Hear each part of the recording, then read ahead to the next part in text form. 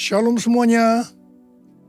Pada tanggal 4 September 2023, kita merayakan hari ulang tahun GBI Jalan Jenderal Gatot Subroto yang ke-35. Haleluya! Sekitar 38 tahun yang lalu, seorang hamba Tuhan dari Belanda, yaitu Pendeta Schenk, dan misionaris Indonesia, Pendeta Damaris, bernubuat bahwa saya akan dipakai Tuhan untuk menjadi alatnya untuk merestorasi Pondok Daud. Sekarang gereja yang saya pimpin, DNA-nya adalah restorasi Pondok Daud. Kisah Para Rasul 15 ayat 16 dan 17 berkata, "Kemudian aku akan kembali dan membangunkan kembali Pondok Daud yang telah roboh, dan reruntuhannya akan kubangun kembali dan akan kuteguhkan, supaya semua orang lain mencari Tuhan, dan segala bangsa yang tidak mengenal Allah yang kusebut milikku. Demikianlah firman Tuhan yang melakukan semuanya ini." Di sini Tuhan berkata bahwa Dia akan kembali dan akan merestorasi Pondok Daud, supaya terjadi kebangunan rohani dan penuaian jiwa besar-besaran. Apa yang dimaksudkan dengan Pondok Daud? Pondok Daud adalah pondok dari tenda yang dibuat oleh Daud. Di dalamnya ada tabut Allah, dan ada orang yang memuji dan menyembah Tuhan. Jumlah pemuji 288 orang. Setiap kelompok terdiri dari 12 orang. Kalau 288 dibagi 12, itu hasilnya 24. Ini dapat diartikan setiap jam terjadi pergantian kelompok 12 orang tadi. Ini dilakukan siang dan malam.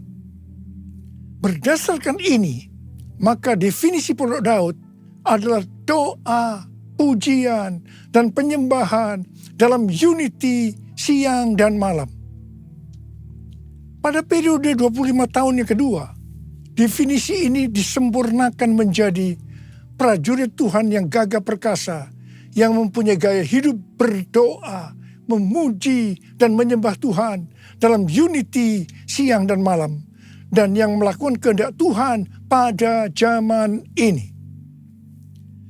Di dalam pelayanan saya, sejak gereja ditanam di tahun 1988, saya melihat dan mengalami berkat melalui doa, pujian, penyembahan dalam unity siang dan malam. Terjadi kebangunan rohani dan penuaian jiwa yang sangat besar sekali. Ini tidak terjadi di Indonesia saja, tetapi juga sampai ke bangsa-bangsa. Pada mulanya, yang direstorasi adalah pujian dan penyembahan. Banyak orang-orang yang dijamah oleh Tuhan. Mereka menangis, terjadi pemulihan, kesembuhan, pertobatan.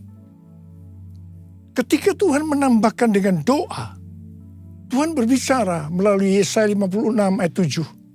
"Rumahku akan disebut dengan rumah doa bagi segala bangsa." Dan di ayat yang ke-8, Tuhan akan menambahkan lagi orang-orang yang dihimpunnya. Tuhan memberikan pengertian kepada saya pada waktu itu. Kalau kita berdoa lebih banyak lagi, maka revival, penuaian jiwa akan terjadi lebih besar lagi. Setelah melakukan ini, yaitu doa, pujian, dan penyembahan, maka kami menanam gereja lebih banyak lagi. Kami mempunyai pengalaman bahwa dalam waktu 1,5 tahun, ada 200 gereja baru yang ditanam. Jadi sekarang yang sudah direstorasi adalah doa, pujian, dan penyembahan. Waktu Tuhan menambahkan lagi merestorasi tentang unity, saya mempunyai pengalaman yang unik. Pada suatu hari Tuhan berkata kepada saya bahwa saya selama ini sombong dan arogan. Saya menangis dan berkata, "Ampuni saya Tuhan, ampuni saya, apa yang harus saya perbuat?" Tuhan menyuruh saya untuk melakukan 2 hal. Yang pertama, menurunkan nama gereja yang menjadi kebanggaan saya waktu itu. Yang kedua, minta maaf pada gereja-gereja lain dan hamba-hamba Tuhan dari gereja lain. Waktu itu saya sudah dipercayakan Tuhan menggembalakan sekitar 500 gereja. Mungkin selama ini saya begitu bangga, sombong, dan banyak menyakiti gereja-gereja lain. Perintah Tuhan saya lakukan dengan segenap hati. Apa yang terjadi setelah itu? Roh rekonsiliasi turun di antara gereja-gereja Tuhan. Kami saling mengampuni dan terjadi unity di antara gereja-gereja. Tiba-tiba setelah itu roh doa turun melanda Indonesia. Di tengah-tengah itu tiba-tiba Tuhan berbicara bahwa Indonesia akan mengalami transformasi. Kami bersukacita. Tiba-tiba di tengah-tengah kita berdoa, goncangan-goncangan terjadi. Tsunami melanda Aceh. Lebih dari 200.000 orang meninggal. Gempa bumi terjadi melanda Indonesia. Orang miskin bertambah banyak. Kami berteriak, Tuhan, katanya akan terjadi transformasi. Mengapa terjadi seperti ini? Tuhan tidak menjawab. Tetapi yang jelas, terjadi banyak pertobatan. Di tengah-tengah kondisi seperti itu, saya diperintahkan oleh Tuhan untuk mengadakan Healing Movement Crusade, atau disingkat dengan HMC. HMC ini dimulai tahun 2006 dan berakhir tahun 2019. Selama 13 tahun, saya mengadakan HMC sebanyak 318 kali. Kebanyakan di lapangan terbuka. HMC yang dilakukan ini sesuai dengan yang dikatakan oleh Chuck Pierce yang bernubuat untuk saya pada waktu itu. Yaitu caranya lain. Caranya berbeda. Jadi setiap kali HMC, kami banyak berdoa, memuji, dan menyembah Tuhan dalam unity. Saya diperkenankan oleh Tuhan untuk melihat dan mengalami apa yang dilakukan oleh Tuhan Yesus 2000 tahun yang lalu. Orang buta melihat, orang lumpuh berjalan, orang tuli mendengar, dan kepada orang-orang miskin diberitakan kabar baik. Melalui HMC, banyak jiwa-jiwa yang bertobat. Revival dan penuaian jiwa terjadi besar-besaran. Haleluya! Yesus, aku percaya. Yesus, aku percaya. Yesus, aku percaya. Yesus, aku percaya. Kau pulihkan, sembuhkan, mujizat di dalam hidupku. Yesus, aku percaya. Yesus, aku percaya. Yesus, aku percaya. Yesus, aku percaya. Kau pulihkan, sembuhkan, mujizat di dalam hidupku. Haleluya. Haleluya. Haleluya. Terpujilah Tuhan. Haleluya. Haleluya. Haleluya. Haleluya. Terpujilah Tuhan. Terpujilah Tuhan. Terpujilah Tuhan.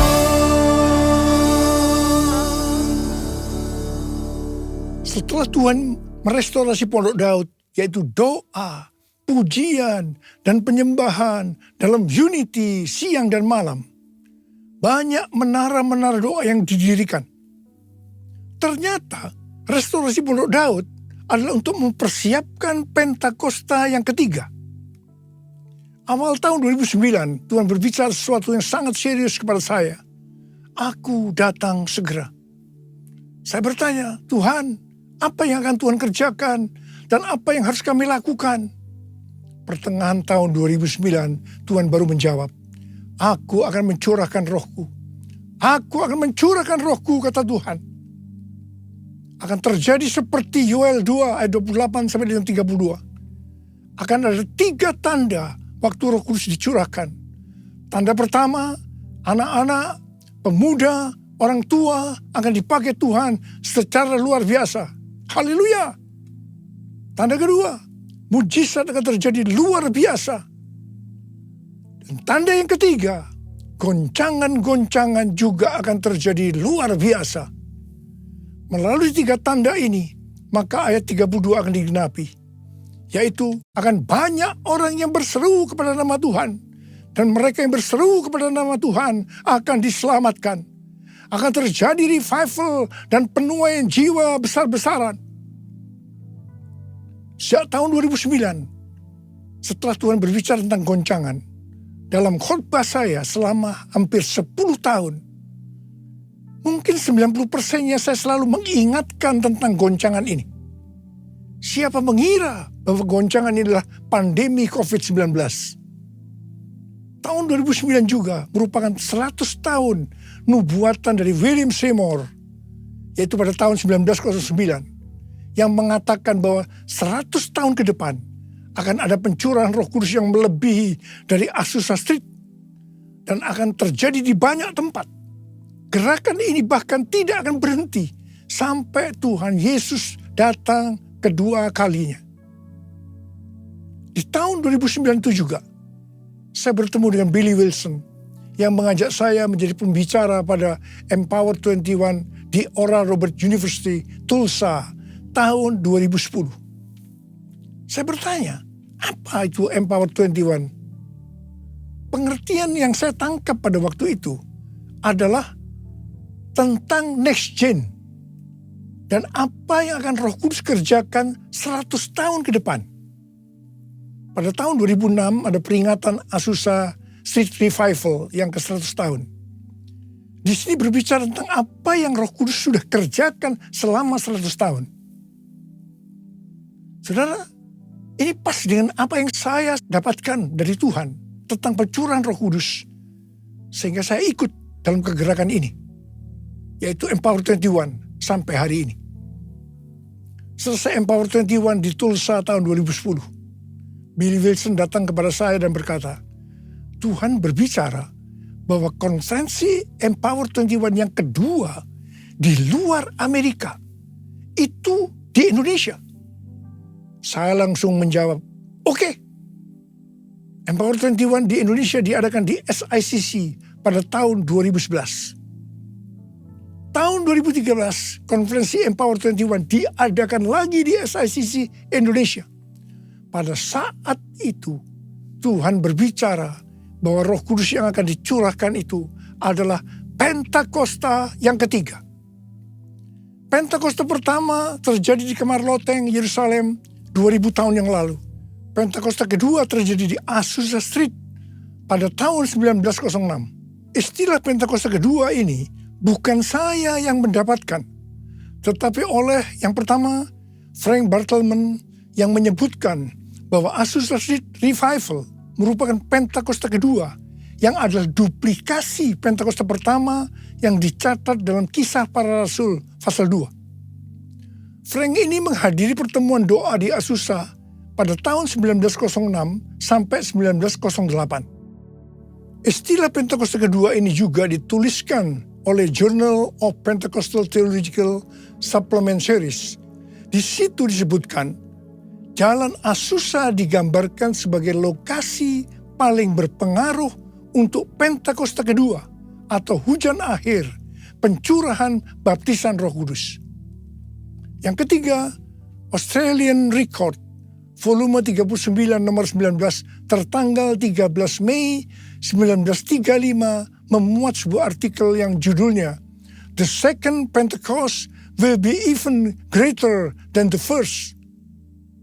Dan yang keempat, David Wesley Myland pada tahun 1910 menyatakan dalam buku The Latter Rain Covenant bahwa Pentakosta yang pertama memulai gereja, tubuh Kristus, dan Pentakosta yang kedua menyatukan dan menyempurnakan gereja untuk kedatangan Tuhan. Tahun 2015 di Empower 21 di Yerusalem, saya juga berbicara tentang Pentakosta ketiga ini. Tahun 2018 kembali konferensi Empower 21 diadakan di SICC Indonesia. Dihadiri sekitar 50 bangsa. Kita yang hadir sepakat bahwa pencurahan Roh Kudus yang terjadi waktu itu tidak sama dengan yang sudah-sudah. Dan kita sepakat bahwa pencurahan Roh Kudus Pentakosta ketiga sedang terjadi. Haleluya! C.D. Jacob bernubuat untuk saya bahwa saya adalah messenger of the third Pentecost. Kalau dulu pada waktu Pentakosta kedua, gerakan dari barat ke timur, tetapi Pentakosta ketiga ini dari timur ke barat dan akan kembali ke Yerusalem. Pengertian yang Tuhan berikan tentang barat itu adalah Amerika Serikat. Jadi Pentakosta ketiga ini akan bergerak ke Amerika dan dari Amerika akan menyebar ke seluruh dunia dan akhirnya kembali ke Yerusalem. Di Oral Roberts University, dalam lobi asrama Nico Nyoto Radio Hall, di situ dituliskan tentang sejarah Pentakosta ketiga. Di Pentecostal Theological Seminary, PTS, Church of God, ada Third Pentecost Channel di Spirit Network. Pada tanggal 14 dan 15 April 2023 yang lalu, diresmikan atau didedikasikan Third Pentecost Azusa Street Prayer Tower. Letaknya di pusat kota Los Angeles, California. Lokasinya sekitar 120 kaki, yaitu 36,5 meter dari Azusa Street Revival 1906. Menara doa Azusa ini sebagai tempat untuk berdoa bagi kebangunan rohani global Pentakosta ketiga dan juga tempat pelatihan dan pelayanan. Di sini akan ada doa, pujian, penyembahan dalam unity siang dan malam. Kemuliaan Bapa Allah Maha Kuasa, dipujian dan hormat selamanya. Kemuliaan Bapa Allah Maha Kuasa, pujian dan hormat selamanya. Selamanya. Selamanya. Ada 5 definisi Pentakosta ketiga. Definisi Pentakosta ketiga ini bukan semuanya saya yang mendapatkannya, tetapi sebagian berasal dari nubuatan hamba-hamba Tuhan lain. Saya menyusun dan menyimpulkan pasal-pasal nubuatan yang didapatkan oleh hamba-hamba Tuhan lainnya. Bagian saya adalah Tuhan berbicara bahwa pada hari-hari ini, sebelum Tuhan Yesus datang kembali, Tuhan akan mencurahkan rohnya dan namanya adalah Pentakosta yang ketiga. 5 definisi Pentakosta ketiga. Yang pertama, Pentakosta ketiga adalah pencurahan Roh Kudus yang dahsyat di zaman ini, melebihi yang terjadi di Azusa Street. Pentakosta ketiga akan mengakibatkan penuhan jiwa yang terbesar dan yang terakhir sebelum Tuhan Yesus datang kembali.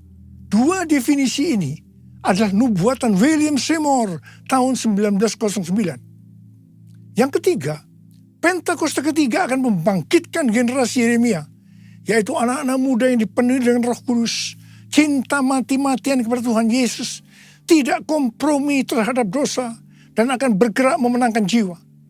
Ini penglihatan Russell Evans dari Planet Shaker Church Melbourne tahun 2017. Yang keempat, Pentakosta ketiga lahir di Indonesia dan akan bergerak ke bangsa-bangsa. Gerakan ini dari timur ke barat dan akan kembali ke Yerusalem. Ini nubuatan dari Cindy Jacobs pada konferensi Empower 21 di SICC tahun 2018. Yang kelima, Pentakosta ketiga akan memberikan kuasa untuk menyelesaikan amanat agung. Dan setelah itu Tuhan Yesus datang kembali. Ini adalah pernyataan dari Tim Hill sebagai Ketua Umum Church of God. Api Pentakosta menyala, api Pentakosta menyala, api, api, api,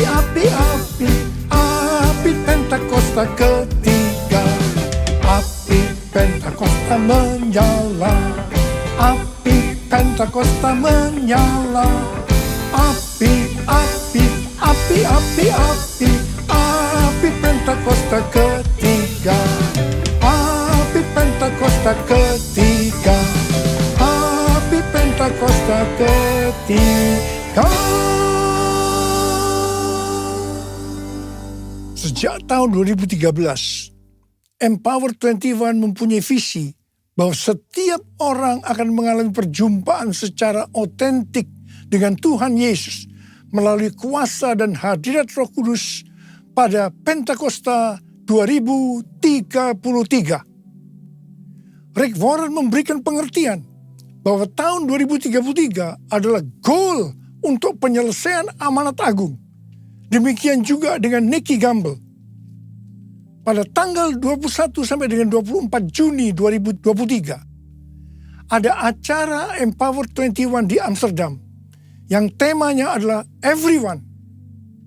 Konferensi ini berbicara tentang tahun 2033. Acara ini diikuti sekitar 6.000 orang yang berasal dari 130 negara dan juga diikuti secara online oleh 22 negara. Saya berbicara 2 kali. Yang pertama di workshop dan yang kedua di acara penutupan di Olympic Stadium. Tema yang diberikan kepada saya adalah Pentakosta yang ketiga. Saya mengajak kita semua untuk memperhatikan dekade ini sampai dengan tahun 2033. Tahun 2033 adalah peringatan penginjilan atau amanat agung yang ke-2000 tahun. Peringatan kematian, kebangkitan, dan kenaikan Tuhan Yesus ke sorga yang ke-2000 tahun. Dan juga peringatan pencurahan Roh Kudus yang berarti ini peringatan ulang tahun gereja yang ke-2000 tahun. Saya tidak mengatakan bahwa tahun 2033 Tuhan Yesus pasti datang. Sebab ini tidak alkitabiah. Tetapi yang saya katakan bahwa tahun 2033 Tuhan Yesus bisa datang. Ini alkitabiah. Sesuai dengan Matius 24 ayat 14 dikatakan, kalau amanat agung selesai, baru setelah itu Tuhan Yesus datang kembali. Misalnya di tahun 2033 amanat agung itu selesai, baru setelah itu tiba kesudahannya. Tuhan Yesus datang, bisa 1 hari, bisa 1 minggu, bisa 1 bulan, bisa 1 tahun, tetapi yang jelas Tuhan Yesus segera datang. Saya mau berdoa buat saudara. Bila kita semua dipakai oleh Tuhan untuk menyelesaikan amanat agung Tuhan Yesus. Yang mau katakan amin. Angkat tangan saudara. Katakan bersama saya. Layaklah segala bangsa sujud kepadamu. Sebab kau Allah yang kudus, layak disembah. Layaklah segala bangsa sujud kepadamu. Sebab kau Allah yang kudus, layak disembah. Curahkanlah kuasa-Mu Tuhan, mujizat terjadi di tempat ini.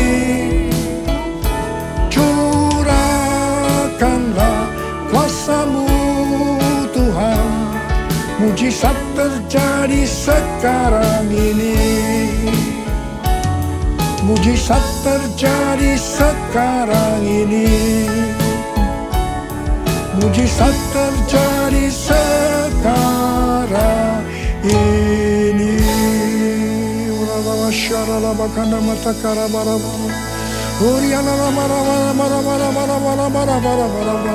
Curahkan pengurapan buat kami semua Tuhan. Curahkan pengurapan-Mu ya Tuhan. Terima pengurapan Tuhan. Terima pengurapan Tuhan. Terima. Oh, terima kasih Tuhan. Terima kasih dalam nama Yesus. Amin. Mari saudara-saudara, kita akan masuk dalam perjamuan kudus. Kita akan mengingat ayat ini.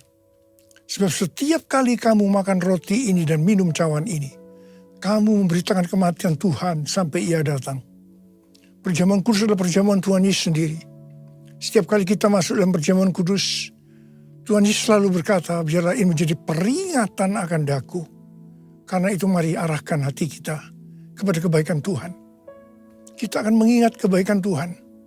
Supaya kita lebih mengasihi Tuhan Yesus. Kita lebih mengasihi satu dengan yang lain. Mari tundukkan kepala. Bapa, siapakah kami sebelum kami mengenal Engkau? Kami semua orang berdosa. Upah dosa adalah maut, mati. Tapi Engkau yang tidak berdosa telah dijadikan dosa oleh karena kami. Engkau harus turun dari sorga mulia, mati ganti kami dengan penderitaan yang luar biasa. Sungguh betapa baiknya Engkau Tuhan. Engkau jadikan kami sebagai anak-anak-Mu. Engkau berkati, Engkau tuntun, Engkau bela, Engkau lindungi, Engkau sembuhkan kami. Itu Engkau ya Abah. Itu Engkau. Tuhan akan memberkati kita melalui perjamuan kudus. Tapi Tuhan mau kita makan dan minum dengan cara yang benar. Karena itu sekarang masing-masing berdoa. Introspeksi. Jangan menyimpan dosa. Kalau ada dosa yang Tuhan ingatkan, minta ampun.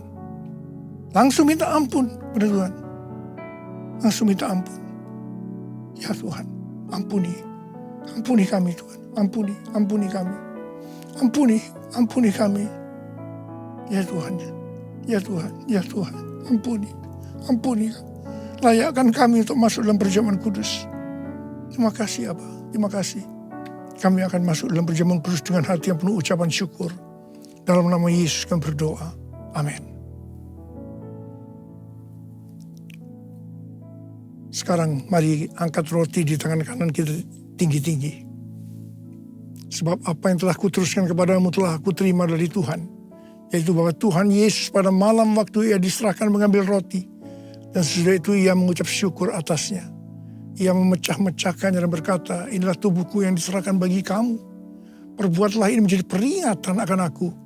Saudara dikasih Tuhan, bukankah roti yang kita pecah-pecahkan ini adalah persekutuan kita dengan tubuh Kristus? Mari kita makan dalam nama Yesus.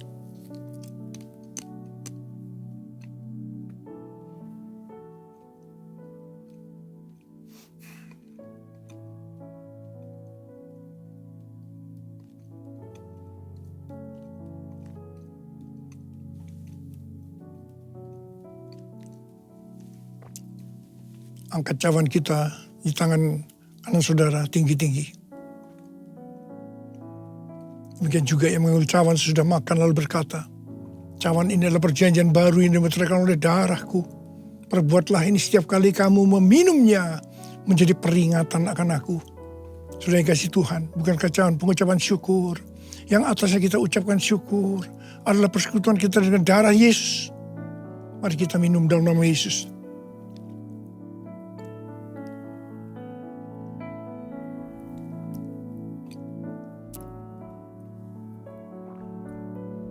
Ucapan syukur dan terima kasih dengan suara.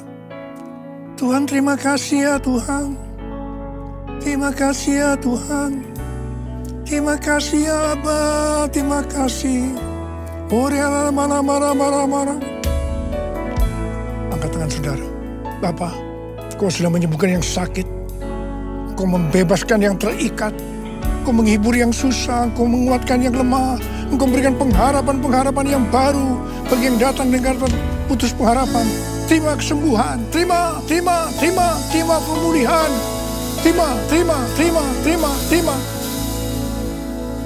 Terima kasih Yesusku. Terima kasih Yesusku. Puji syukur hanya bagi Tuhanku. Terima kasih Yesusku. Terima kasih Yesusku. Puji syukur hanya bagi Tuhanku. Terima kasih Tuhan. Terima kasih Yesusku. Terima kasih Yesusku. Puji syukur hanya bagi Tuhanku. Terima kasih Yesusku. Terima kasih Yesusku. Puji syukur hanya bagi Tuhanku. Puji syukur hanya bagi Tuhanku. Puji syukur hanya bagi Tuhanku.